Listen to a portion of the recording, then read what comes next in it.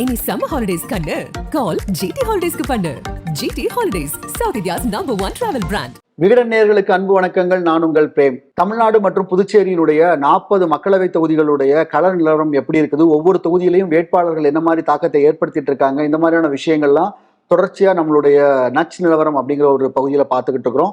அந்த வகையில ஏற்கனவே சென்னை மண்டலம் பார்த்துருக்கோம், வடக்கு மண்டலம் பார்த்துருக்கோம், டெல்டா மண்டலத்தை தொடர்ந்து இப்போ வந்து முக்கியமான ஒரு மண்டலம் அப்படின்னு சொல்லலாம் கொங்கு மண்டலம். கொங்கு மண்டலத்துல களம் எப்படி இருக்குது, தொகுதி வாரியா அங்க வந்து எந்த வேட்பாளர் முன்னேறுறாங்க, அதற்கான காரணம் என்ன, யார் பின்தங்குறாங்க, அதனுடைய காரணங்கள் என்னென்ன அப்படிங்கிற விஷயத்த எல்லாத்தையுமே நம்ம கிட்ட பகிர்ந்துக்கிறதுக்காக ஜூனியர் விகடனுடைய முதன்மை நிருபர் குரு பிரசாத் நம்ம கூட இணைஞ்சிருக்கிறாரு.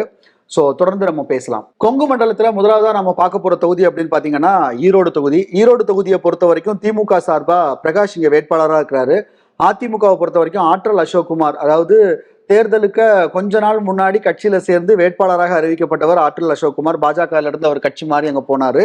அதே மாதிரி பாத்தீங்கன்னா பாஜகவுடைய கூட்டணி சார்பாக இங்க தமாகல விஜயகுமார் அப்படிங்கிற ஒரு வேட்பாளர் களத்தில் இருக்கிறாரு. நாம் தமிழர் பொறுத்த வரைக்கும் கார்மேகம் அப்படிங்கிற ஒரு வேட்பாளர் இருக்கிறாரு. இந்த ஈரோடு தொகுதியை பொறுத்த வரைக்கும் பல்வேறு விஷயங்கள் ஆரம்பத்துல இருந்தே பேசப்பட்டு வந்துச்சு குரு பிரசாத். ஸோ இப்போ அங்க களம் என்ன மாதிரி இருக்குது? ஸோ ஈரோடு வந்து தமிழ்நாடு முழுவதுமே உற்று நோக்கிற அளவுல திமுக அதிமுக இடையே ஒரு நேரடியான போட்டி நிலவிட்டு இருக்கு. ஸோ ஈரோடு திமுக வேட்பாளர் பிரகாஷ் வந்து பாத்தீங்கன்னா அவர் உதயநிதி ஸ்டாலினோட கோட்டால வந்திருக்காரு. இளைஞரணி மாநில துணை செயலாளர் சேர்ந்தவர் அவரு.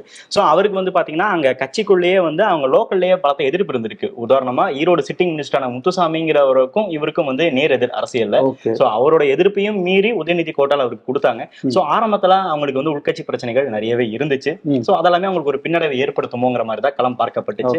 சோ அப்படியே நம்ம ஏடிஎம்கேல பார்த்தோம்னா ஆற்றல் அசோக்குமார் சமீபத்துல தான் அவர் பாஜகவுல இருந்து வந்திருந்தாரு. சோ பாஜகல வந்து பாத்தீங்கன்னா அந்த சிட்டிங் எம்எல்ஏவா மொடக்குறிச்சி எம்எல்ஏ இருக்கிற சரஸ்வதி அவங்களோட மருமகன் தான். சோ அண்ட் இவங்களோட அம்மாவும் வந்து பாத்தீங்கன்னா ஏற்கனவே சர்க்குன்னு சொல்லிட்டு அவங்களும் எம்பியா இருந்திருக்காங்க. ஏற்கனவே தொகுதிக்குள்ள நிறைய இந்த உணவுல இருந்து நிறைய புது புது திட்டங்கள் பண்ணி தொகுதிக்குள்ள பரிச்சயமானவராக இருந்தாரு. தன்னோட வேட்பு முன்னிலேயே வந்து பாத்தீங்கன்னா தமிழ்நாட்டுல வந்து கிட்டத்தட்ட 500 கோடிக்கு மேல சொத்து இருக்குன்னு சொல்லி வந்து அலற விட்டு இருந்தாப்ல. சோ அதனால இவருக்கும் அவருக்குமான நேரடியான போட்டி இருந்தது. பொதுவா கொங்கு மண்டலத்திலையும் அதிமுக பரவலா சுணக்கமா இருக்கு அப்படின்ற ஒரு கருத்து நிலவனா கூட ஈரோடுல இந்த கேண்டிடேட் பரிச்சயமானவருங்கிறதுக்காக போட்டி ரொம்பவே நல்லா இருந்தது. ஆனா ட்ரெண்ட் அப்படிங்கிறது டே பை டே வந்து ஒரு ஸ்விங் இருந்துட்டே தான் இருக்கு. சோ இப்ப என்னன்னா அதிமுக அங்க அவங்களோட ஒரு ஹேண்ட் அவங்க அப்புறம் வரப்போ திமுக வந்து உஷாராறாங்க. சோ இந்த எக்காரணத்தை கொண்டும் இளைஞர் அணியில வந்த கோட்டாங்கிறதுனால இங்க பிரகாஷ்க்கு ஒரு பின்னடைவு ஏற்பட்டுச்சுன்னா அது உதயநிதிக்கும் சேர்த்து பாதிக்கும் அப்படிங்கறதுனால தலைமையில இருந்து ஏற்கனவே அங்க முத்துசாமி இருந்தா கூட இந்த தொகுதியில வெற்றியை உறுதிப்படுத்துற விதமா அமைச்சர் அன்பில் மகேஷ் அங்க பொறுப்பாளராக அமைச்சிருக்காங்க, கூடுதல் பொறுப்பாளர். சோ அவரும் அங்க வந்து அங்க தொடர்ந்து வேலைகள் பார்த்து அந்த பிரச்சனைகள் எல்லாம் ஓரளவுக்கு சரி பண்றதுக்காக இது பண்ணிட்டு இருக்காங்க. ஓகே. சோ இப்போ களம் வந்துட்டு இப்ப திமுகவுக்கு சாதகமா இருக்குன்னு சொல்லல. ஏற்கனவே ஆரம்பிக்கும் போது ஈரோடு தொகுதியை பொறுத்த வரைக்கும் திமுகவுக்கு ஒரு பின்னடைவா இருந்துச்சு அப்படின்னு இப்போ அன்பில் மகேஷ் வந்ததுக்கு அப்புறமா களம் எப்படி இருக்குன்னு? அன்பில் மகேஷ் வருகைக்கு அப்புறமும் திமுக இங்க கூடுதல் கவனம் செலுத்துறதுக்கு அப்புறமும் திமுகவுக்கு ஒரு பாசிட்டிவான விஷயங்கள் அங்க வந்திருக்கு. அட் சேம் டைம் அதிமுகலையும் ஏராளமான பிரச்சனைகள் விடுச்சிட்டு இருக்கு. ஏன்னா ஆற்றல் அசோக்குமார் சமீபத்துல தான் வந்தவரு. இங்க என்ன பிரச்சனை ஆகுது அப்படின்னா ஆற்றல் அசோக்குமார் கையாளுற அந்த அரசியல்ங்கிறது கார்பரேட் அரசியலா இருக்கு. சோ கிரவுண்ட் பாலிடிக்ஸ்க்கும் இந்த கார்பரேட் பாலிடிக்ஸ்க்குமான வித்தியாசம் இருக்கு. இப்பவும் வந்து பாத்தீங்கன்னா களத்துல இருக்கிற எந்த அதிமுக நிர்வாகிகளுமே கூட ஆற்றல் அசோக்குமாரை எளிதில் அணுக முடியாத ஒரு சூழ்நிலை தான் இருக்கு. அவர் சுத்தி ஒரு ஐடி டீம் வச்சிருக்காரு. ஈவன் பிரச்சார வாகனத்துக்கு போற அந்த வாகனங்கள்ல கூட ஜிபிஎஸ் ட்ராக் பண்ணி அதை ஒரு டீம் வாட்ச் பண்ணி ரொம்ப கார்பரேட் மயமா அவங்க ஒர்க் பண்ணிட்டு இருக்காங்க. சோ அது வந்து கட்சிக்குள்ள வந்து இப்ப சமீபத்துல வந்தவர் பணம் தாராளமா இருந்தா கூட அது இங்க காலங்காலமா இருக்கிறவங்களுக்கு வந்து அது செட் ஆறதுல சமீபத்துல கூட அந்த மண்டலத்துல இருக்கிற மூத்த அமைச்சரான தங்கமணிக்கும் ஆற்றல் அசோக்குமாரும் கூட கருத்து வேறுபாடு ஏற்பட்டதா சொன்னாங்க. இந்த ஒரு காரணம்னால அதிமுகல பிரச்சனைகள் அதிகமாயிட்டு இருக்கு, திமுகல பிரச்சனையை சரி பண்ணிட்டு இருக்காங்க. ஓகே. சோ இந்த ஒரு விஷயங்கிறதுனால இப்ப திமுக ஒரு சின்ன ஓகே. பாஜக கூட்டணியில் இருக்கக்கூடிய தமிழ் மாநில காங்கிரஸ் அங்க என்ன மாதிரியான ஒரு தாக்கத்தை? அதுதான் அவங்களுக்கு வந்து 3 சீட்டு கொடுத்துட்டாங்க அப்படிங்கிற ஒரு காரணத்தை வந்து ஈரோடு தான் இது பண்ணாங்க. சோ ஈரோடு அவங்களுக்கு போகுதுன்னு எல்லாரும் எதிர்பார்த்த கேண்டிடேட் அப்படின்னு பாத்தீங்கன்னா யுவராஜா. அவர் ஏற்கனவே ஈரோடுல ரொம்ப பரிச்சயமான நபர், ஒரு இளைஞர் அணி. அதே மாதிரி மூத்த தலைவரான விடியல் சேகர் அவரோட பேருமே அடிபட்டு இருந்துச்சு. ஆனா கடைசி நேரத்துல அவங்க 2 பேருமே வந்து விலகிட்ட காரணத்தினாலதான் விஜயகுமார்னு வந்திருக்காங்க. இந்த 2 பேர் போட்டியில இவரோட பங்குன்றது மிக மிக குறைவாதான் இருக்கு. கிட்டத்தட்ட அங்க வந்து அவங்க மூன்றாம் வாய்ப்பு தான் அதிகமா இருக்கு. ஓகே. நாம் தமிழருக்கான ரோல் இந்த தொகுதியில பெரிய அளவுல இருக்குதா, இல்ல சீமானுக்கு வழக்கமா கிடைக்கக்கூடிய வாக்கு வங்கியிலே அவங்க செட்டில் ஆயிருவாங்கன்னு நினைக்கிறீங்களா? இல்ல இங்க வந்து பாத்தீங்கன்னா இளைஞர்கள்னு பார்த்தா இந்த மண்டலத்துல போட்டியிடுற வேட்பாளர்களுக்கு இளைஞர்களுக்குன்னு ஒரு கிரேஸ் இருக்கதான் செய்யுது. சோ அதை வந்து கம்பேரிட்டிவ்லி நீங்க ஏடிஎம்கே டிஎம்கேல இருந்து பாக்குறப்போ இளைஞர்களுக்கான ஒரு வாக்கு வங்கியை நாம் தமிழர் வந்து தக்க வச்சுக்குவாங்க அப்படிங்கிறது. ஸோ ஈரோடு தொகுதியை பொறுத்த வரைக்கும், ஈரோடுனுடைய கள நிலவரத்தை பொறுத்த வரைக்கும் நமக்கு என்ன தெரிய வருதுன்னா, ஆரம்பத்தில் திமுக கொஞ்சம் பின்னடைவை சந்திச்சிருந்தாலுமே நாட்கள் நெருங்க நெருங்க அது தொடர்பான ஒரு ரிப்போர்ட் வந்து தலைமைக்கு போறதை ஒட்டி தலைமை திருப்பி இங்கே ஒரு கூடுதல் பொறுப்பு அமைச்சரை போடுறாங்க. இங்கே சென்னையில இருந்து சில நபர்களை அனுப்புறாங்க. களம் எப்படி இருக்கு அப்படிங்கிறத பற்றி களப்பணியை தீவிரப்படுத்துறதுக்கான வேலைகள் எல்லாமே நடக்குது. அதன் பொருட்டு இப்போ திமுக வந்து ஒரு சின்ன எட்ஜ் எடுக்குது. ஒரு முதலிடத்தை நோக்கி திமுக வேட்பாளர் பிரகாஷ் முன்னேறதுக்கான வாய்ப்புகள் அதிகமா இருக்கு அப்படிங்கிறது தான் கலை யதார்த்தமா இருக்கு. ஆரம்பத்தில் அதீத வேகம் காட்டின அதிமுக வேட்பாளர் ஆற்றல் அசோக்குமாரை பொறுத்த வரைக்கும் நாட்கள் போக போக கட்சியினுடைய ஒருங்கிணைப்பு இல்லாம போறதுனால அவர் வந்து கொஞ்சம் பின்தங்குற சூழல் தான் இப்போதைக்கு இருக்குது. பாஜக கூட்டணியில் இருக்கக்கூடிய தமிழ் மாநில காங்கிரஸ் 3ஆம் இடம் பிடிப்பதற்கான சூழல் தான் ஈரோடு தொகுதியை பொறுத்த வரைக்கும் இப்போதைக்கு நிலவுது. கொங்கு மண்டலத்தில் அடுத்ததான் நம்ம பார்க்கக்கூடிய தொகுதி அப்படின்னு பாத்தீங்கன்னா திருப்பூர் தொகுதி. திருப்பூர் தொகுதியை பொறுத்த வரைக்கும் திமுக தனது கூட்டணி கட்சிக்கு ஒதுக்கப்பட்ட ஒரு தொகுதியா தான் இது இருக்குது. சிபிஐ சார்பா இங்க சிட்டிங் எம்பியா இருக்கக்கூடிய கே சுப்ராயன் களமிறங்கியிருக்கிறாரு. அதிமுக நேரடியாக களமிறங்குது. அதிமுகவுடைய வேட்பாளராக அருணாச்சலம் அப்படிங்கிறவர் களத்தில் இருக்கிறாரு. பாஜக கூட்டணியில பாஜகவே நேரடியா களம் காணக்கூடிய ஒரு தொகுதியா தான் இருக்குது. ஏபி முருகானந்தம் இங்க வேட்பாளராக அறிவிக்கப்பட்டிருக்கிறாரு. நாம் தமிழர் பொறுத்த வரைக்கும் சீதாலட்சுமி அப்படிங்கிறவங்க வந்து களத்தில் இருக்கிறாங்க. இங்கே ஏற்கனவே சிட்டிங் எம்பியாட்டு சிபிஐ சேர்ந்த சுப்ராயன் இருக்கிறாரு. அவருக்கான வாய்ப்பு இந்த தொகுதியில எப்படியா இருக்குது? ஸோ திமுகவை பொறுத்த அளவுக்கு கொங்கு மண்டலத்துல அந்த கூட்டணிகளுக்கு வந்து பாத்தீங்கன்னா ரொம்ப கம்மியா தான் கொடுத்துருக்காங்க. கிட்டத்தட்ட 3 தொகுதியாக கொடுத்துருக்காங்க. அதுல திருப்பூர் தொகுதியை சிபிஐ சிட்டிங் எம்பி சுப்ராயனே திருப்பியும் அங்க போட்டியிடுறாரு.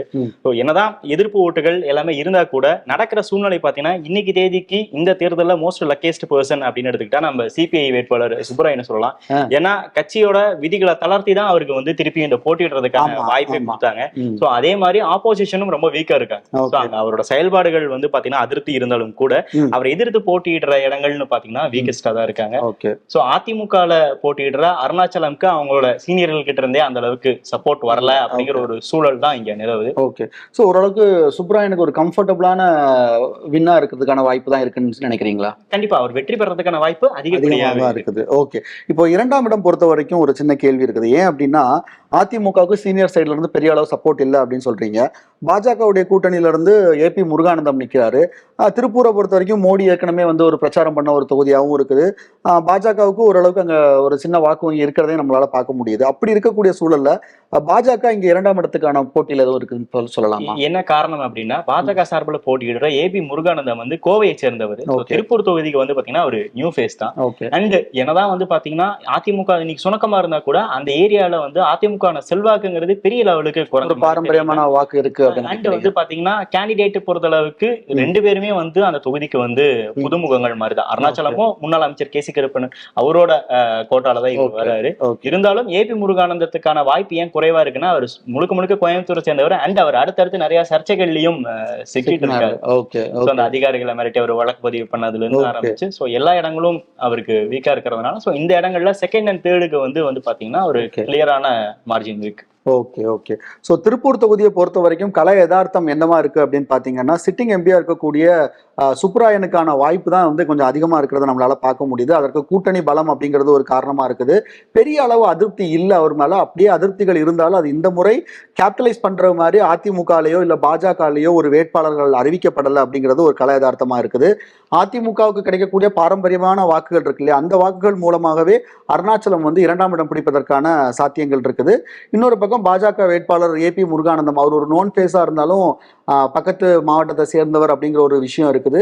அதே மாதிரி களத்திலையும் அவருடைய செயல்பாடுகள் வந்து எதிர்வினையை ஏற்படுத்துறதுக்கான ஒரு சூழல் தான் இருக்குது. அப்படிங்கிறதுனால அவர் வந்து இங்க ஒரு 3ஆம் இடம் வருவதற்கான சூழல் தான் தற்போது நிலவுகிறது. கொங்கு மண்டலத்தில் அடுத்ததான் நம்ம பார்க்க போற தொகுதிங்கிறது ரொம்ப முக்கியமான ஒரு தொகுதினே சொல்லலாம்.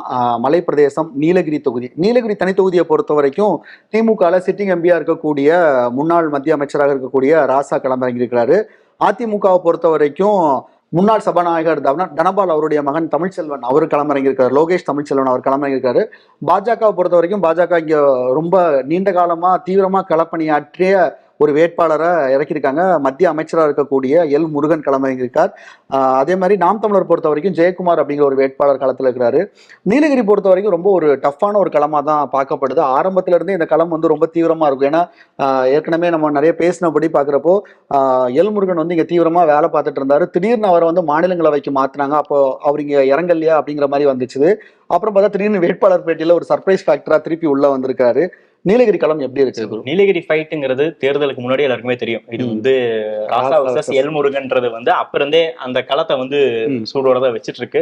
இடையில எல் முருகன் வந்து பாத்தீங்கன்னா மாநிலங்களவை போனா கூட திருப்பியும் அவர் வரதுக்கான வாய்ப்புகள் இருக்கு. ஏன்னா அந்த பகுதியில் அவர் செஞ்ச வேலைகள் அப்படி. திமுகக்கான சாதகங்கள்னு பாத்தீங்கன்னா ராசா வந்து பெரம்பலூர் மாவட்டத்தை சேர்ந்தவராக இருந்தா கூட அவர் தொடர்ந்து நீலகிரியில வந்து 4வது முறையா போட்டியிடுறாரு. அந்த மண்ணுல ரொம்ப ரொம்ப அறியப்பட்ட ஒரு நபராக தான் அவர் இருக்காரு. So at the same time L முருகனும் வந்து பாத்தீங்கன்னா தீவிரமா களப்பணி ஆடிட்டு இருக்காரு. ராசாக்கான மெயினான ஃபேக்டர்னு பார்த்தா நம்ம ஏற்கனவே சொன்ன மாதிரி தொகுதியில நல்லா அறிமுகமானவர். அங்க ஒவ்வொரு செக்டார்லயுமே அவரை நல்லாவே தெரியுது. இருந்தாலும் அந்த 4 முறை அவர் கண்டினியூஸா போட்டிட்டு இருக்காரு. அதுல 2 முறை எம்பியா இருந்திருக்காருங்கிறப்போ அந்த ஒரு தொடர்ந்து அவர் இருக்கிறதோட ஒரு அதிருப்திகள் கண்டிப்பா இருக்கவே செய்யும். சோ இந்த முறையும் கூட அவர் தொகுதிக்கு அந்த அளவுக்கு சரியா விசிட் பண்ணல, பெருசா எதுவும் பண்ணலங்கிற ஒரு அதிருப்தி குறைகள் இருக்கு. ஆனா எதிர்முனையில அந்த கூட்டணி அப்படிங்கறது அமைஞ்சிருந்தா போட்டி இன்னும் சுவாரஸ்யமா இருக்கும். கூட்டணி இல்லை அப்படிங்கறத பிரச்சனையா இருக்கு. சோ அதிமுக இங்க என்ன பண்றாங்க, போட்டி வந்து வெறும் எல் முருகன் விசஸ் ராசான்னு போயிடக்கூடாது அப்படிங்கிற காரணத்துக்காக அவங்க வந்து முன்னாள் சபாநாயகர் தனபாலோட சன் லோகேஷ் தமிழ்ச்செல்வன் இருக்காங்க.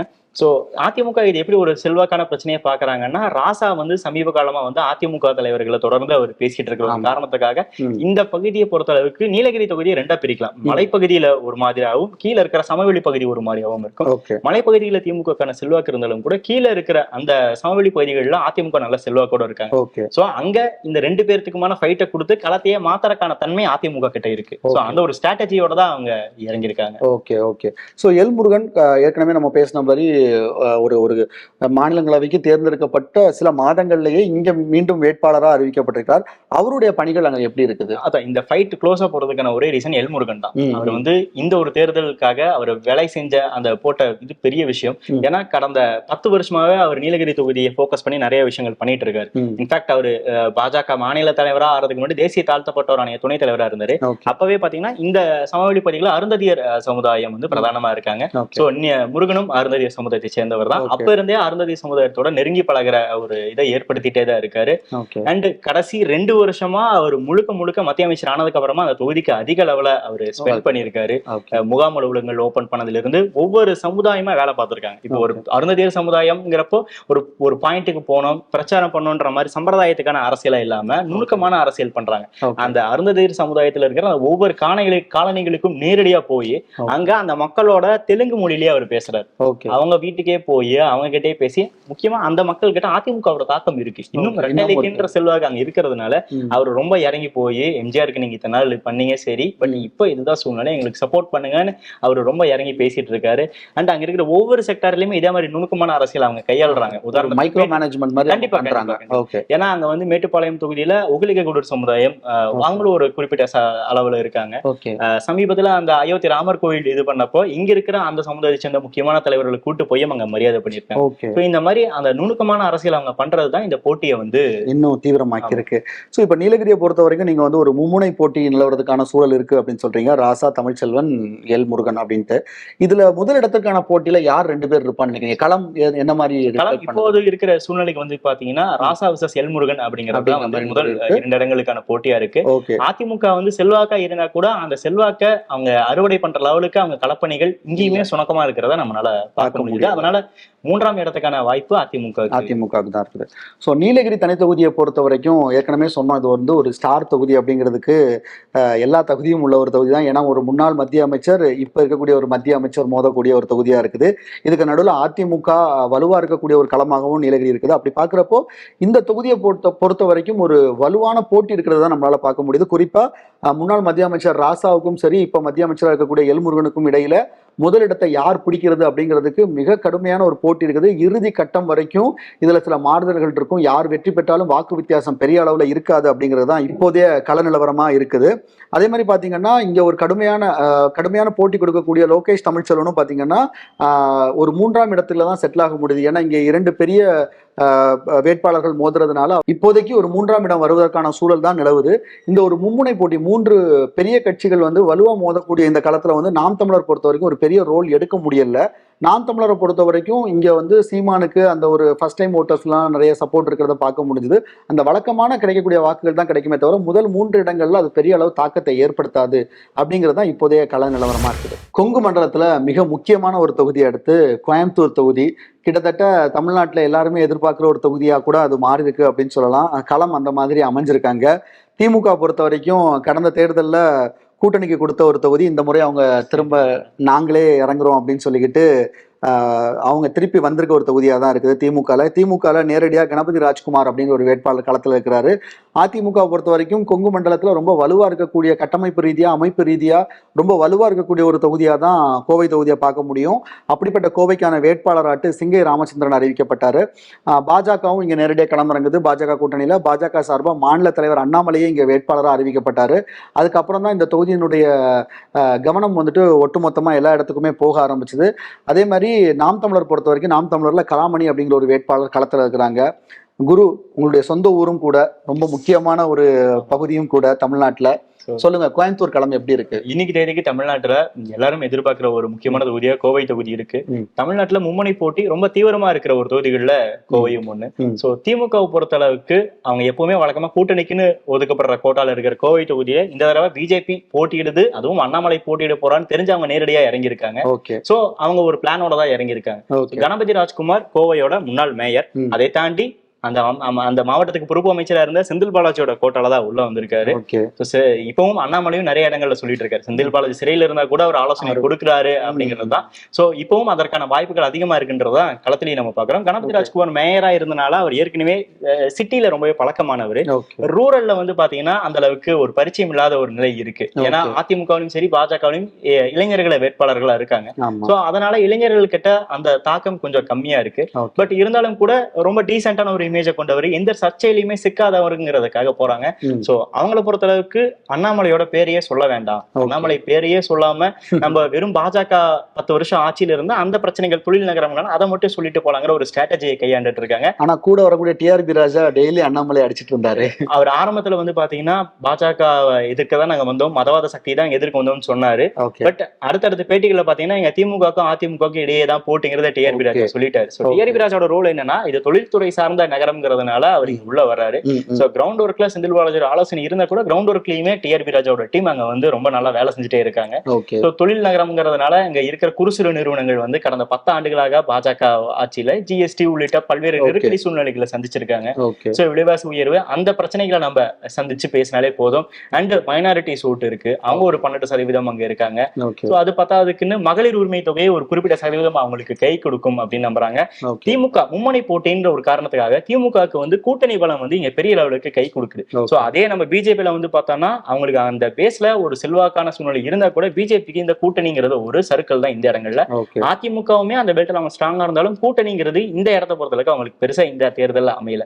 திமுகவுக்கு இந்த க்ளோஸ் ஃபைட்டா போற இடங்கள்ல கூட்டணி பலம்ங்கிறது ஒரு அடிஷனல் ஃபேக்டரா அவங்களுக்கு இருந்துட்டு இருக்கு. இருந்தாலும் திமுகக்கான ஒரு சின்ன குறைகள்னு பாத்தீங்கன்னா செந்தில் பாலாஜி களத்துல இல்லாதோட ஒரு சூழ்நிலை தெரியுது. என்னதான் ஆலோசனை கொடுத்தாலும் களத்துல இருந்தாதான் அதை எஃபெக்டிவா ஒர்க் பண்ண முடியும். செந்தில் பாலாஜி களத்துல நேரடியா இல்லாத ஒரு சூழலும் களத்துல அங்கங்கே உடன்பிறப்புகள் சுணக்கமான ஒரு சூழ்நிலையும் காட்டுறாங்க. திமுகலையும் வந்து பாத்தீங்கன்னா அந்த பிரச்சனைகளை சரி பண்றதுக்காக தலைமையில இருந்து பூச்சி முருகனை அனுப்பி அந்த வேலையும் செஞ்சுட்டு இருக்காங்க. சோ அவங்களுக்கு வந்து இந்த எதிர்ப்பு விஷயங்களே தங்களுக்கு கை கொடுக்க விட்டுரும் அப்படின்னு நம்புறாங்க. சமீபத்துல சபரீசன் கோவை வந்தப்ப கூட அந்த சபரீசனோட பெண் டீம் வந்து 3 நாட்களுக்கு ஒரு முறை அங்க சர்வே எடுத்துட்டு இருக்காங்க. அந்த சர்வேலுமே நமக்கு பாசிட்டிவா தான் வந்திருக்கு. அதனால எல்லாருமே வந்து உற்சாகமா வேலை செய்யுங்கன்ற ஒரு பாசிட்டிவ் மெசேஜ் தான் உங்களுக்கு கொடுத்துருக்காங்க. அண்ட் எல்லாத்தையும் விட இப்ப கடந்த சில நாட்களுக்கு முன்னாடி நடைபெற்ற முதல்வர் ஸ்டாலின் மற்றும் காங்கிரஸ் தலைவர் ராகுல் காந்தி கலந்துகிட்ட அந்த ஒரு கூட்டமானது ஒரு தாக்கத்தை ஏற்படுத்தியிருக்கு. சோ அந்த உற்சாகம் திமுகவினருக்கான ஒரு வாய்ப்பு உருவாகுதுன்னு அவங்க நம்புறாங்க. ஓகே, சோ கோயம்புத்தூர்ல வந்து அதிமுக ஒரு பக்கம் வந்து இது எங்களுடைய கோட்டை அப்படின்னு சொல்லிட்டு இருக்காங்க. பாஜகவும் இங்க எங்களுக்கான வாய்ப்பு அதிகமா இருக்கு அப்படின்னு சொல்லிட்டு இருக்காங்க. ஸோ ஆனாலுமே தற்போதைய களம் வந்துட்டு திமுகவுக்கு ஃபேவரா இருக்குன்னு எடுத்துக்கலாமா? இப்போ அந்த மும்முனை போட்டி அப்படிங்கிற நிலவுனால இப்ப இருக்கிற சூழ்நிலைக்கு திமுகக்கான ஒரு எட்ஜ் திமுக வாய்ப்பு அதிகம். காரணம் என்ன அப்படின்னா எதிர்ப்பு வாக்குகள். ஓகே, அதிமுகவும் சரி பாஜகவும் குறி வைக்கிறது திமுக எதிர்ப்பு வாக்குகள் தான். அது ரெண்டா பிரிகிற ஒரு சூழ்நிலை, கூட்டணி பலம் உள்ளிட்டவை வந்து திமுகக்கான ஒரு எச்ச உருவாக்குது. சோ அதிமுக அந்த பேஸ் வந்து அவங்களுக்கான கோட்டை தான். 2014 இதே மாதிரி ஒரு மும்முனை போட்டி நிலவனப்போ தனித்து போட்டியிட்டு கோவையை வந்து அவங்க கைப்பற்றுறாங்க. சோ இப்பவும் நம்ம ஏற்கனவே சொன்ன மாதிரி கட்டமைப்பு ரீதியா அதிமுக தான் அங்க ரொம்ப வலுவான கட்சி. அண்ட் அவங்க போட்டிருக்கிற அவங்களோட ஐடி விங் தலைவர் சிங்கை ராமச்சந்திரன் தான் வேட்பாளரை போட்டிருக்காங்க. சோ அண்ணாமலைக்கு எல்லா வகையிலையும் போட்டியிடக்கூடிய ஒரு வேட்பாளராக தான் இவங்க இருக்காங்க. ரெண்டு பேருமே ஐஐஎம்ல இருந்து வந்திருக்காங்க. அண்ட் அண்ணாமலை எப்படி வந்து பேச்சுல ரொம்ப திறம்பட அவர் செயல்படுறாரோ அதே மாதிரி சிங்கை ராமச்சந்திரனும் தமிழ், இந்தி, தெலுங்கு அப்படின்ட்டு பல மொழிகள்ல பிரச்சாரத்தையும் அவர் அந்த யுக்தியில கையாளுறாங்க. சோ அது இளைஞர்கள் கிட்டையும் அண்ட் நடுநிலை வாக்காளர்கிட்டையும் ஒரு தாக்கத்தை ஏற்படுத்தி இருக்கு. இருந்தாலும் கூட எல்லா தொகுதியிலும் நிலவர மாதிரி அதிமுகவோட பணி இந்த தொகுதியில கொஞ்சம் சுணக்கமா இருக்கோ. ஆரம்பத்துல அவங்க கிட்ட இருந்த ஃபயர்ங்கிறது நாளடைவுல ஸ்லோ ஆன மாதிரி ஒரு சூழ்நிலை தான் இருந்தது. ஆனாலும் இப்ப சமீபத்துல அண்ணாமலை வந்து திருப்பியும் அதிமுகவை சென்றதுமா 2024 அப்புறமா அதிமுக இருக்காதுன்ற ஒரு கருத்தை சொன்னது பெரிய கொந்தளிப்பு அங்க ஏற்படுத்தி இருக்கு. அதுக்கு சிங்கை ராமச்சந்திரனே நேரடியா கடுமையான ஒரு விமர்சனத்தை முன்வச்சிருக்காரு. சோ இந்த கடைசி இந்த ஒரு 3 நாட்களா பாக்குறப்ப அதிமுக வந்து திருப்பியும் ஃபயரா வேலை பாக்குறாங்க. ஏன்னா இது பிஜேபி சொன்ன அந்த விஷயம் உண்மையாயிடக்கூடாதுங்கிற ஒரு காரணத்துக்காக இங்க பிஜேபியை விட அதிகமா வாக்கு வாங்க வேண்டிய ஒரு கட்டாயத்துல அதிமுக இருக்காங்க. சோ இது வேலுமணி அதிமுக எல்லாருக்குமே தனிப்பட்ட பிரச்சனைங்கிறதுனால அதிமுகவும் இறங்கி அடிச்சா களம் வந்து எப்படி வேணா மாறதுக்கான ஒரு ஆற்றல் அதிமுக இருக்கு. சோ 2ஆம் இடம் களம் எப்படி இருக்குன்னு நீங்க நினைக்கிறீங்க? 2ஆம் இடம் பாத்தீங்கன்னா இப்ப இருக்கிற சூழ்நிலைக்கு அண்ணாமலைக்கும் அதிமுகவுக்குமான ஒரு க்ளோஸ் ஃபைட்டா தான் இருக்கு. அண்ணாமலை ஆரம்பத்துல இந்த தொகுதிக்கு வர்றாருன்னப்போ பிஜேபியில அண்ணாமலையை தவிர வேற எந்த வேட்பாளர் வந்திருந்தா கூட 3வது இடம்ங்கிறது சாலிடா சொல்லிடலாம். ஆனா இப்ப அண்ணாமலை வந்து இங்க கொடுக்குற ஃபைட்டுங்கிறது இந்த களத்தை ரொம்பவே சூடாக்கிருச்சுன்னு தான் சொல்லணும். சோ அவங்க ஆரம்பத்துல வந்தப்போ அந்த இருந்த வேகம்ங்கிறது குறைவா இருந்தது. நாளடைவாக இவங்க வந்து ஒரு அண்ணாமலை அலை அப்படிங்கிறத ஒண்ணு பாஜகவினர் உருவாக்கி அதை களத்திலையும் அமல்படுத்த முயற்சிக்கிறாங்க. கிட்டத்தட்ட மைனாரிட்டி சமுதாயத்தை தவிர மீதி எல்லா சமுதாயம், அதாவது அங்க பிரதானமா இருக்கிற கவுண்டர் சமுதாயம், நாயுடு சமுதாயம், தொழில்துறையினர் எல்லாமே அண்ணாமலைக்கு ஆதரவு கொடுக்குறாங்க அப்படிங்கிற ஒரு பிம்பத்தை இவங்க உருவாக்குறாங்க. சோ கிட்டத்தட்ட 2000 3000 வாட்ஸ்அப் குழுக்கள் உருவாக்கி அந்தந்த பகுதி வாரியாக, பூத் வாரியாக, சமூகம் வாரியாக உருவாக்கி அதை களத்துல இம்ப்ளிமெண்ட் பண்ண ட்ரை பண்றாங்க. அண்ட் அதுக்கு ஒரு பாசிட்டிவான ரிசல்ட்டும் கிடைச்சிருக்கு.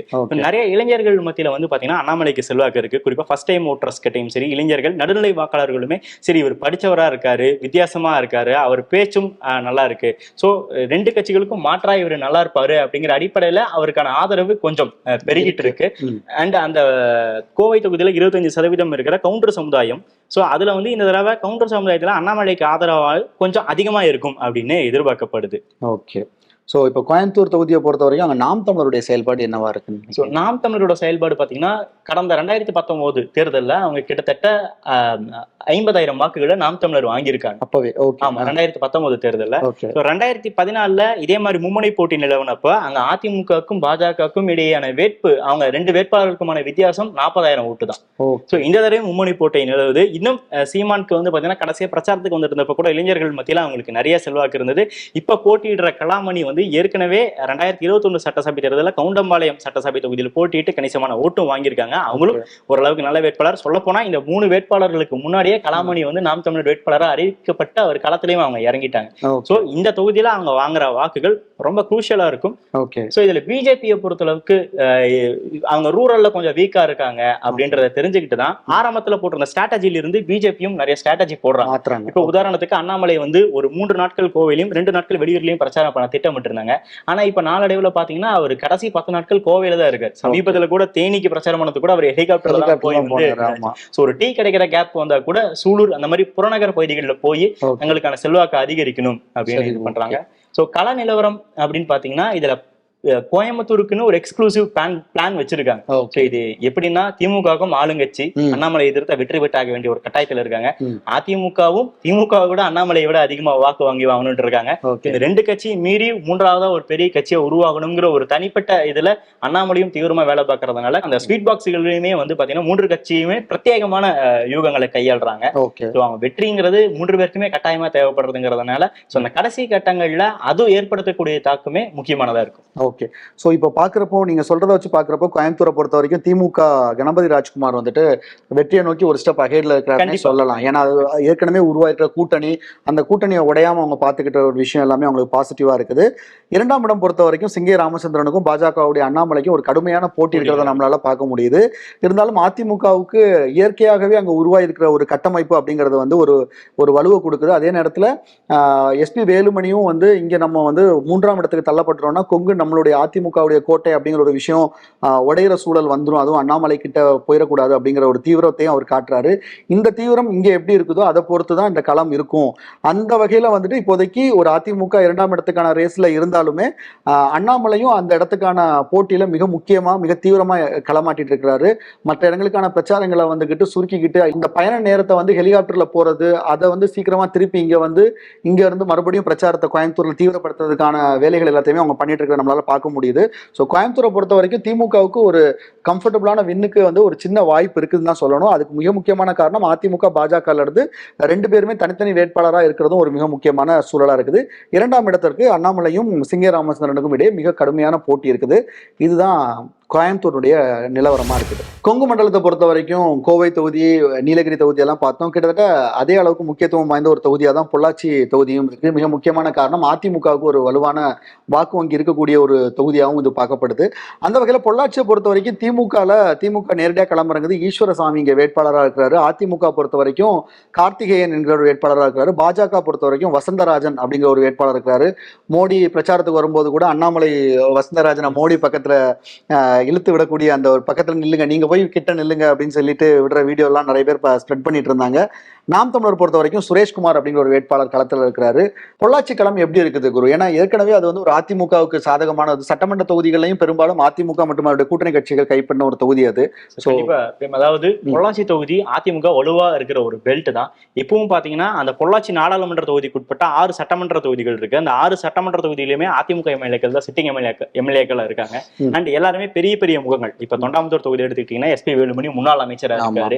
அதுவே நீங்க பொள்ளாச்சி சட்டமன்ற தொகுதியில பாத்தீங்கன்னா முன்னாள் துணை சபாநாயகர் பொள்ளாச்சி ஜெயராமன் இருக்காரு. அதே உடுமலைப்பேட்டை தொகுதி போயிட்டீங்கன்னா அங்க உடுமலை ராதாகிருஷ்ணன், அவரும் ஒரு முன்னாள் அமைச்சர். சோ அப்படியே நீங்க மகேந்திரன், அதாவது நம்ம மடத்துக்குளம் தொகுதியில முன்னாள் எம்பியா இருக்கிற மகேந்திரன் தான் இப்ப சிட்டிங் எம்எல்ஏவா இருக்காரு. கிணத்துக்கடவுல பாத்தீங்கன்னா தாமோதரன் சொல்லிட்டு அவரும் முன்னாள் அமைச்சர் தான். சோ 4 மாவட்ட செயலாளர்கள் முன்னாள் அமைச்சர்கள் அப்படின்னு அதிமுக வேட்பாளருக்கு அங்க இருக்கிற சீனியர்கள் வந்து ஒரு பெரிய பிளஸாவே இருக்காங்க. Okay. So at the same time திமுகவில் வந்து பார்த்தீங்கன்னா சிட்டிங் எம்பி, ஸோ இந்த தொகுதியை வந்து அவங்க எப்படியாவது கைப்பற்றணுங்கிற ஒரு முனைப்பில் தான் இருக்காங்க. ஸோ ஏற்கனவே செந்தில் பாலாஜி இல்லைங்கிற ஒரு குறையை போக்குறதுக்காக பொள்ளாச்சி தொகுதிக்காக அவங்க அமைச்சர் சக்கரபாணியை பொறுப்பாளராக போட்டிருக்காங்க. ஆனால் சக்கரபாணியை பொறுப்பாளராக போட்டதுலேருந்து திமுக நிறைய பிரச்சனைகளும் வெடிச்சுது. ஏன்னா கடந்த சில ஆண்டுகளுக்கு முன்னாடி ஆழியாறு தண்ணீரை வந்து ஒட்டஞ்சத்திரத்துக்கு எடுத்துட்டு போறதுக்கான ஒரு பிளான் வந்து டிஎம்கே கவர்மெண்ட்ல வந்துச்சு. அது அந்த விவசாயிகள் கிட்ட கடுமையான அதிருப்தியை ஏற்படுத்துச்சு. அண்ட் நாளடைவில் வந்து செந்தில் பாலாஜி இருந்தப்ப நடந்த பிரச்சனை இது. அப்பவே முதலமைச்சரை நேரடியா பொள்ளாச்சியில ஒரு கூட்டம் நடக்கிறப்ப அந்த திட்டம் நிறைவேற்றப்படாது, விவசாயிகள் எதிர்ப்பை மீறி நாங்க எதுவும் பண்ண மாட்டோம் முதல்வர் அறிவிச்சாலும் கூட அதிமுக பாஜக அந்த விஷயங்களை கையில் எடுத்தாங்க. சக்கரபாணிக்காக தான் அந்த ஒட்டஞ்சத்திரத்துக்கு அந்த ஆழியார் தண்ணி எடுத்துட்டு போக திட்டமிட்டாங்க. இப்ப வந்திருக்கிற ஈஸ்வரசாமியும் வந்து பாத்தீங்கன்னா சக்கரபாணியோட தீவிர ஆதரவாளர், மடத்துக்குள்ள முன்னிலை செயலாளர், தீவிர ஆதரவாளர்னால திமுக இங்க வெற்றி பெற்றுச்சுன்னா அந்த ஆழியார் தண்ணீருக்கு ஆபத்துங்கிற ஒரு பிரச்சாரத்தை அதிமுக பரப்புனாங்க. அது அவங்களுக்கு பெரிய பின்னடைவை ஏற்படுத்துச்சு ஆரம்பத்துல. அதுக்கு அவங்க ஜிஓவே ரிலீஸ் பண்ணிட்டாங்கன்னு ஒரு ஸ்ட்ராங்கான ஒரு மறுப்பு தெரிவிச்சு இப்ப சக்கரபாணி இந்த இடத்துலயும் களத்துக்கு வரதில்லை. அவரோட வேலைகள் எல்லாமே வந்து பாத்தீங்கன்னா திரைமறைவுல இருந்து பண்றாங்க. சோ களத்துல அங்க திமுக நிறைய உள்கட்சி பிரச்சனைகள் இருக்கு. அதெல்லாம் சரி பண்ற விதமா அவங்க பூச்சி முருகனை களத்துல இருக்காங்க. ஓகே. சோ இப்போ களம் வந்து அப்போ திமுகவுக்கு சாதகமா இருக்கிறதுக்கான சூழல் தான் இருக்குன்னு நினைக்கிறீங்களா? ரொம்ப ஒரு திமுகவுக்கு ஒரு கடுமையான போட்டி இருக்கு. நம்ம ஏற்கனவே சொன்ன மாதிரி 6 சட்டமன்ற தொகுதியிலும் அதிமுக எம்எல்ஏக்கள் இருக்காங்க. இருந்தாலும் அந்த தொண்டாமுத்தூர் தொகுதியில அதிமுக காட்டுற முனைப்பு மற்ற 5 சட்டமன்ற தொகுதிகளில் இல்லாத ஒரு சூழ்நிலை தான் நிலவுது. சோ அந்த பரவலா அதிமுக கிரவுண்ட் பாலிடிக்ஸ் ரொம்பவே ஸ்ட்ராங்கா இருந்தா கூட திமுக எதிர்ப்புங்கிற ஒரு விஷயத்த அவங்க பெருசா கையில் எடுக்கவே இல்லை. நம்ம கிராம பகுதிகள் போய் பார்த்த வகையில கூட சுவர் விளம்பரங்கள்ல இருந்து எல்லாத்திலயுமே திமுக தான் அங்க முன்னணியில இருக்காங்க. அண்ட் இங்க திமுகவுக்கு இன்னொரு அடிஷனல் ஃபேவரபிளா பார்க்கப்படுற விஷயம் மகளிர் உரிமை தொகை திட்டம் தான். சோ நம்ம சராசரியா நம்ம ஆய்வு பண்ண வகையில இந்த பொள்ளாச்சி நாடாளுமன்றத்துக்கு உட்பட்ட அந்த 6 சட்டமன்ற தொகுதிகளில் ஒவ்வொரு சட்டமன்ற தொகுதியிலும் சராசரியா 50,000 பெண்கள் பயனடைஞ்சிருக்காங்க. சோ 6 சட்டமன்ற தொகுதின்னு எடுக்கிறப்ப கிட்டத்தட்ட 3 லட்சம் பெண்கள் இந்த மகளிர் உரிமை திட்டத்துல பயனடைஞ்சிருக்கிறதா சொல்லப்படுது.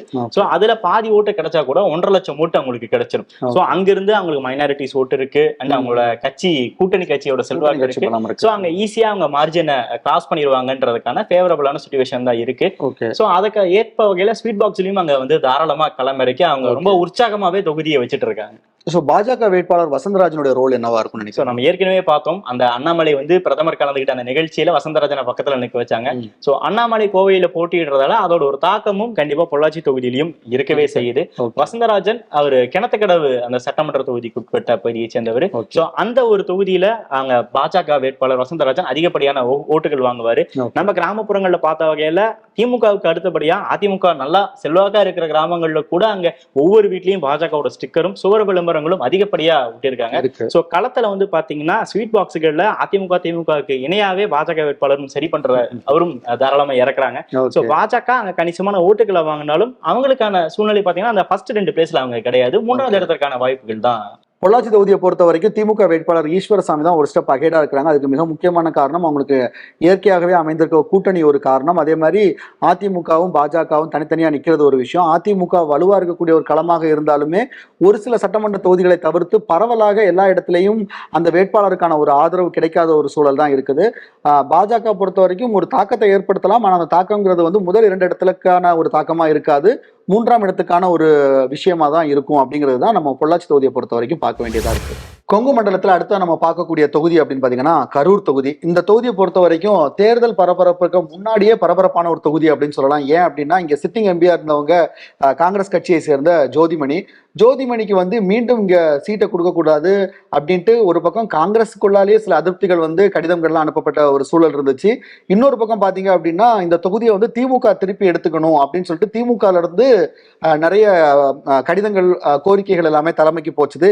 இது எல்லாத்தையும் தாண்டி திமுக கூட்டணியில திருப்பி கடைசி அதை காங்கிரஸுக்கு ஒதுக்கி அங்க வந்து ஜோதிமணி மீண்டும் வேட்பாளரா அறிவிக்கப்பட்டிருக்காங்க. அதிமுகவை பொறுத்த வரைக்கும் தங்கவேல் அப்படிங்கிறவர் வந்து களத்துல இருக்கிறாரு.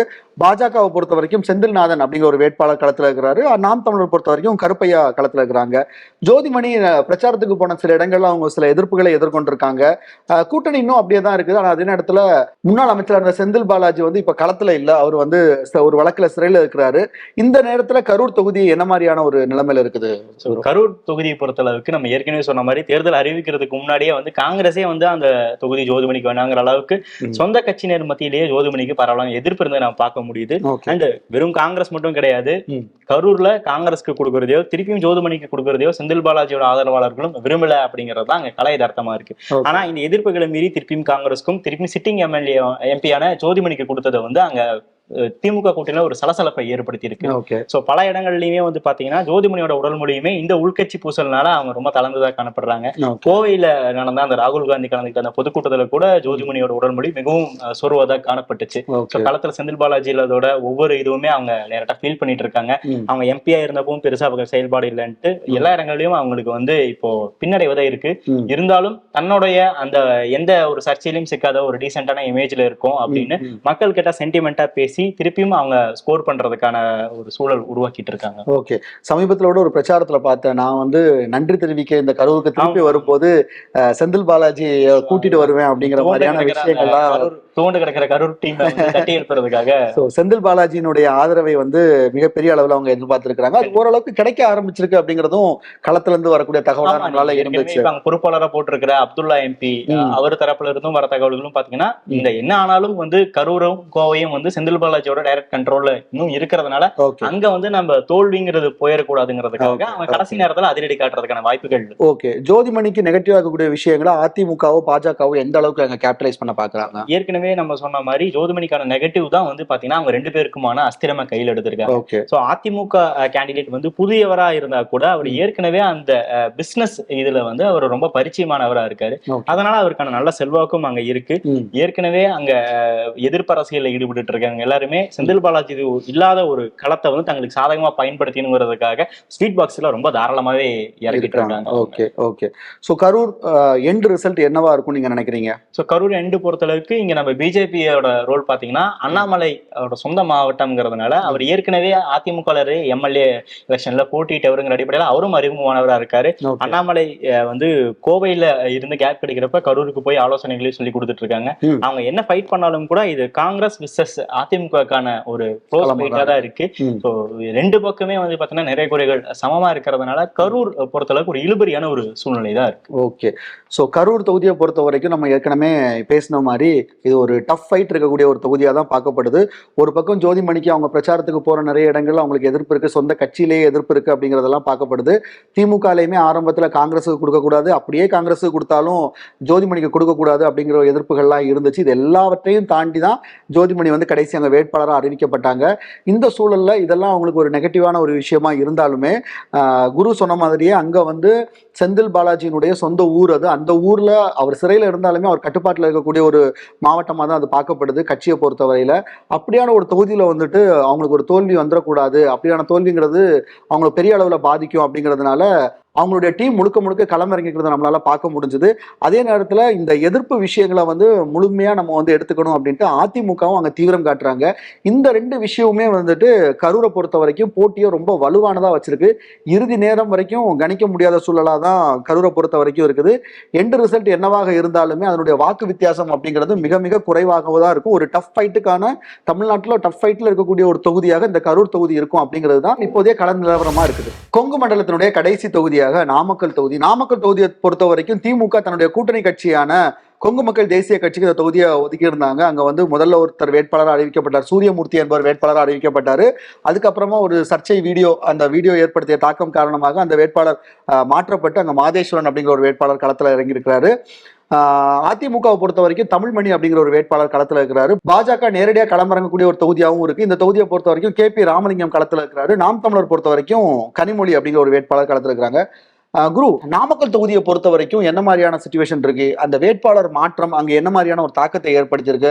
அதெல்லாம் அவங்க சரி செய்யப்பட்டிருக்கா, இல்ல அதிமுக அதை எப்படி பாக்குறாங்க? நாமக்கல் தொகுதியை பொறுத்தளவுக்கு திமுகவுல மாவட்ட செயலர் ராஜேஷ்குமார் வந்து இந்த தொகுதியை பொறுத்தளவுக்கு நம்ம அவருக்கு இணையா யாரும் வளர்ந்துடக்கூடாது அப்படிங்கிற ஒரு காரணத்துக்காக அந்த தொகுதி வேண்டாம் அப்படிங்கிற ஒரு இது பண்ணி தான் ஆக்சுவலி கோமாதேகாவோட போக்கஸ்ன்னு பாத்தீங்கன்னா பொள்ளாச்சி தொகுதியை தான் அவங்க டார்கெட் பண்ணிருக்காங்க. கடந்த முறை இங்க போட்டிட்டு இருந்தாலுமே இந்த வாட்டி தொகுதி மாறதுக்கு தான் இருக்காங்க. சிட்டிங் எம்பியான சின்ராஜ் வந்து பாத்தீங்கன்னா நான் இந்த தடவை நான் போட்டியிட மாட்டேன் அப்படிங்கிறதையும் சொல்லியிருந்தாரு. வேட்பாளர்களும் இல்ல, பொள்ளாச்சியில் ஏற்கனவே அவங்க போட்டிட்டு இருக்காங்க கடந்த காலங்கள ஒரு காரணத்துக்காக அவங்க பொள்ளாச்சி தான் போக்கஸ் பண்ணாங்க. ஆனா ராஜேஷ்குமாரோட இந்த அரசியல் இதனால அவங்களுக்கு கோமாதேகாக்கே திருப்பி சிட்டிங் எம்பி கொடுத்துட்டாங்க. கொடுத்துட்டு சூரியமூர்த்தி தான் அவங்க இனிஷியலி கேண்டிடேட் அனௌன்ஸ் பண்ணியிருந்தாங்க. பட் அந்த வீடியோ வந்து சர்ச்சை கடைசி நேரத்துல தான் மாதேஸ்வரன் வந்து அறிவிக்கப்பட்டாரு. சோ திமுகவிலையும் சரி கோமாதேகாவிலும் சரி ஒரு பிரச்சனை நிலவிட்டு தான் இருக்கு. ராஜேஷ் வந்து தன்னோட சுய அரசியலுக்காக வந்து திமுக இங்க வாய்ப்பு ஏற்படுத்தாம பண்ணிட்டாருன்னு திமுக ஒரு பக்கம் கொதிப்புல இருக்காங்க. அதே மாதிரி அங்க மாதேஸ்வரன கேண்டிடேட்டா அறிவிச்சதை வந்து நிறைய கோமாதேக நிர்வாகிகள் விரும்பல. சோ இந்த உள்கட்சி பிரச்சனைகள் இப்ப வரைக்குமே வந்து அவங்களுக்கு ஒரு பெரிய தலைவலியா தான் இருக்கு கோமாதேகாக்கு. ஓகே, அதிமுக பொறுத்த வரைக்கும் எப்படி இருக்கு? பாஜகவுக்கான களம் இங்க எந்த அளவுக்கு இருக்கு? KP ராமலிங்கம் வந்து பாத்தீங்கன்னா அவங்களுக்கான பெரிய பில்லரா முன்னாள் அமைச்சர் தங்கமணி இங்க இருக்காரு. இந்த கேண்டிடேட் தமிழ்மணி பொறுத்த அளவுக்கு தங்கமணி இனிஷியலி ராவணன் அந்த கோட்டால அவருக்கு சீட்டு கிடைக்கிறதுக்கு இது வெறும் ஒரு காரணமா இருந்த ஒரு காரணத்துக்காகவே அந்த பிரதிபலனா தான் தங்கமணி கோட்டால திருப்பியும் இவர் இப்ப இங்க சீட்டு வாங்கியிருக்காரு. சீட்டு வாங்கி அவருக்கு தங்கமணி ஒரு சக்கமா வேலை செஞ்சாலும் கூட உடல் நலத்துல வந்து அவருக்கு கொஞ்சம் பிரச்சனைகள் ஏற்பட்டு மருத்துவமனையில தான் அட்மிட் ஆகி இப்பதான் திரும்பி வந்திருக்காங்க. சோ இந்த மாதிரியான நெகட்டிவ் இருந்தா கூட ஸ்வீட் பாக்ஸுகள் தான் இங்கேயும் வேலை செய்யுது. அவங்க தாராளமா இறக்கி தங்களுக்கான குறைகளை கோமாதேகால இருக்கிற அந்த பிரச்சனைகளை நம்ம அறுவடை பண்ணிக்கலாங்கிறதுக்காக களத்துல அவங்க ரொம்ப முனைப்போடவே செயல்படுறோம். நாமக்கல் தொகுதியை பொறுத்த வரைக்கும் முதலிடத்துக்கான போட்டிங்கிறது மிக கடுமையான ஒரு போட்டியா தான் இருக்கும் அப்படின்னு நினைக்கிறீங்க? ஏன்னா கோமாதேகா வந்து நிறைய பிரச்சனைகள் இருந்தாலும் கூட கூட்டணி பலம்ங்கிறது வந்து அவங்களுக்கு எங்கேயும் கை கொடுக்குது. ஓகே, ஒரு நெகட்டிவான ஒரு விஷயம் சின்னத்திலையும் ஆமா அவங்களுக்கான தனிச்சின்னம் வேற ஏதாவது போட்டிட்டு இருந்தா கூட அவங்களுக்கு வந்து இது இன்னும் மேலும் பின்னடைவு கொடுத்திருக்கும். அங்க பிரதானமா இருக்கிற கவுண்டர் சமுதாயம் பிளஸ் புதேஸ்வரன் சின்னத்துல போட்டிடுறது தான் இந்த போட்டி ரொம்ப சுவாரஸ்யமாக்குது. ஓகே, சோ நாமக்கல் தொகுதியை பொறுத்த வரைக்கும் என்ன மாதிரியான ஒரு சிச்சுவேஷன் இருக்கு அப்படின்னு பாத்தீங்கன்னா, கோமாதேகா கட்சி அவங்க திமுகவுடைய கூட்டணி கட்சி அவங்க வந்து ஒரு வேட்பாளர் மாற்றம், திடீர்னு வேட்பாளர் மாற்றம், திமுகவினுடைய போதிய ஒருங்கிணைப்பு இல்லை, இந்த மாதிரியான விஷயங்கள் வந்து அவங்களுக்கு ஒரு பின்னடைவை அங்கே ஏற்படுத்தி இருந்துச்சுன்னு சொல்லலாம். அதிமுகவை பொறுத்த வரைக்கும் தீவிரம் காட்ட ஒரு தொகுதியாக நாமக்கல் மாறி இருக்குன்னு சொல்லலாம். அந்த வகையில இங்க வந்து முதலிடத்துக்கான போட்டி வந்து ரொம்ப கடுமையானதாகவே இருக்கு அப்படின்னு தான் சொல்லணும். ஸோ நாமக்கல் தொகுதியை பொறுத்த வரைக்கும் யாரு வெற்றி பெறுவா அப்படிங்கிறதுக்கான விஷயங்கள் வந்து இப்போதைக்கு சொல்ல முடியாத ஒரு சூழல் தான் கள யதார்த்தத்தில் இருக்குது. அதுக்கு மிக முக்கியமான காரணங்கள் எல்லாத்தையுமே நம்ம நம்ம பார்த்தோம். பாஜக பொறுத்த வரைக்கும் இங்க வந்து 3ஆம் இடத்துக்கு செல்வதற்கான ஒரு சூழல் தான் இருக்குது. இன்னும் சொல்லப்போனா KP ராமலிங்கம் வந்து ஒரு களத்துல பெரிய அளவு தீவிரம் காட்டல அப்படிங்கிற மாதிரியான விஷயங்கள் தான் வந்து கட்டமைப்பே வந்து அவங்களுக்கு இல்ல.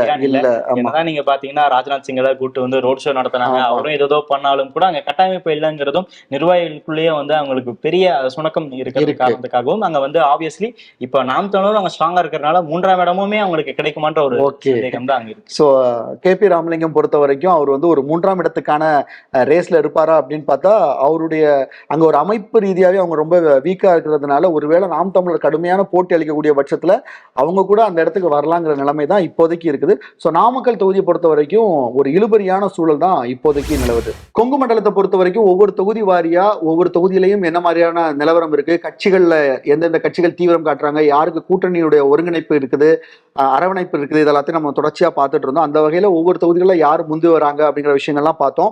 இப்ப பாக்குறப்போ கொங்கு மண்டலத்தை பொறுத்த வரைக்கும் ஈரோடு, திருப்பூர், பொள்ளாச்சி இந்த மாதிரியான தொகுதிகளில் வந்து திமுகவுடைய செயல்பாடு தீவிரமா இருக்கு. அவங்க வெற்றி பெறுவதற்கான சூழல் தான் அதிகமா இருக்கிறத நம்மளால பார்க்க முடியுது. அதே நேரத்தில் நீலகிரி தொகுதியாக இருக்கட்டும், கரூர் தொகுதியாக இருக்கட்டும், அதே மாதிரி நாமக்கல் தொகுதியாக இருக்கட்டும், இந்த தொகுதி எல்லாத்துலயுமே திமுக ஒரு கடுமையான போட்டியை எதிர்கொள்ளக்கூடிய ஒரு சூழல் தான் நிலவுது. அது ஒரு சிலதுல கூட்டணி கட்சியாகவும் இருக்குது. குறிப்பா சொல்லணும்னா நாமக்கலா இருக்கட்டும், கரூரா இருக்கட்டும், இங்கெல்லாம் கூட்டணி கட்சி வேட்பாளர் காங்கிரஸ் அங்க வந்து கோமாத்தேக்க நிற்கிறாங்க. அதுல இருக்கக்கூடிய சில சுணக்கங்கள் இதெல்லாமே வந்து திமுக கூட்டணிக்கு ஒரு பின்னடைவை ஏற்படுத்திருக்குன்னு சொல்லலாம். அதனால அங்க வந்து இன்னும் வெற்றியை கணிக்க முடியாத ஒரு இழுபறியான ஒரு சூழல் தான் அங்க இருக்குது. அதிமுக பொறுத்த வரைக்கும் கொங்கு மண்டலம் அப்படிங்கிறது அதிமுகவுக்கு கொஞ்சம் வலு இருக்கக்கூடிய தொகுதியா தான் பார்க்கப்படுது. SP வேலுமணி அங்க தீவிரமா பணியாற்றிட்டு இருக்கிறாரு. இருந்தாலுமே அவங்களால எங்கேயுமே வெற்றி பெறக்கூடிய சூழல்ல இல்லை அப்படிங்கிறது தான் நம்மளால பார்க்க முடியுது. ஆனா டஃப் ஃபைட் கொடுக்கறத டஃப் ஃபைட் கொடுக்குறாங்க அப்படிங்கிறது தான். குறிப்பா என்ன சொல்லணும்னா ஈரோட்ல வந்து ஒரு வாரத்துக்கு முன்னாடி வரைக்குமே அதிமுக வேட்பாளர் வந்துட்டு வெற்றி பெற்று விடுவார் அப்படிங்கிற ஒரு நிலைமை தான் இருந்துச்சு. அதுக்கப்புறமா திமுகல இருந்து உள்ள வேட்பாளரை இறக்கி அது உள்ள வந்து பொறுப்பு அமைச்சரை கூடுதலா போட்டு அங்க சில பணிகள்லாம் செஞ்சதுக்கு அப்புறமாட்டு அங்க வந்து திருப்பி திமுக பேக் டு ஃபார்ம் அப்படிங்கிற மாதிரியான ஒரு நிலைமை வந்திருக்கு. ஒவ்வொரு இடங்கள்லையுமே அதிமுக வந்து இங்க அப்படிதான் இருக்குது. பெரும்பாலுமே அவங்களால 2ஆம் இடம் தான் அதிமுகவுக்கு கிடைக்குது. அதுலயும் கோயம்புத்தூர்ல 2ஆம் இடத்துக்கு பாஜக கூட போட்டி போடக்கூடிய ஒரு சூழல் தான் அங்க இருக்குது. கரூர் தொகுதியை பொறுத்த வரைக்கும் அதிமுக ஒரு முதலிடத்துக்கான போட்டியிலே இருக்கிறத நம்மளால பார்க்க முடியுது. நாமக்கல் தொகுதியிலையும் அப்படிதான் கோமாத்தேகா கூட முதலிடத்துக்கான போட்டியிலே அதிமுக இருக்கிறத நம்மளால பார்க்க முடியுது. பாஜக கூட்டணியை பொறுத்த வரைக்கும் ரொம்ப எதிர்பார்க்கக்கூடிய ஒரு மண்டலமா தான் கொங்கு மண்டலம் இருக்குது. அதுல குறிப்பா கோயம்புத்தூர்ல வந்து 2ஆம் இடத்துக்கான போட்டியில அண்ணாமலை இருக்கிறாரு. ஆனா அதிமுகவும் பாஜகவும் பிரிந்து நிற்பது, அங்க இருக்கக்கூடிய கல யதார்த்தத்தெல்லாம் வச்சு பாக்குறப்போ திமுகவுக்கு கோயம்புத்தூர்ல ஒரு கம்ஃபர்டபுள் வின் கிடைச்சிரும் அப்படிங்கிறது தான் இப்போதைய நிலவரமா இருக்குது. சோ இதுதான் கொங்கு மண்டலத்தினுடைய ஓவரால் நிலவரமா இருக்குது இப்போதைக்கு. இனி சம்மர் ஹாலிடேஸ் கண்ணு கால் GT ஹாலிடேஸ்க்கு பண்ணு. GT Holidays South India's #1 travel brand. Vikatan welcome back இப்ப வெறும் 29 ரூபாயில் ஜூனியர் விகடன், ஆனந்த விகடன், நாணயம் விகடன் உள்ளிட்ட 8 டிஜிட்டல் இதழ்கள், வேல்பாரி, நீரதிகாரம், அணிலாடும் முன்றில் உள்ளிட்ட கிளாசிக் தொடர்கள், சுஜாதா, S ராமகிருஷ்ணன், அசோகமித்ரன் உள்ளிட்ட நட்சத்திர எழுத்தாளர்களின் சிறுகதைகள் என 29 ரூபாயில் 3 மாதங்களுக்கு விகடனை அன்லிமிட்டடாக படிக்க இப்போதே சப்ஸ்கிரைப் செய்திடுங்கள்.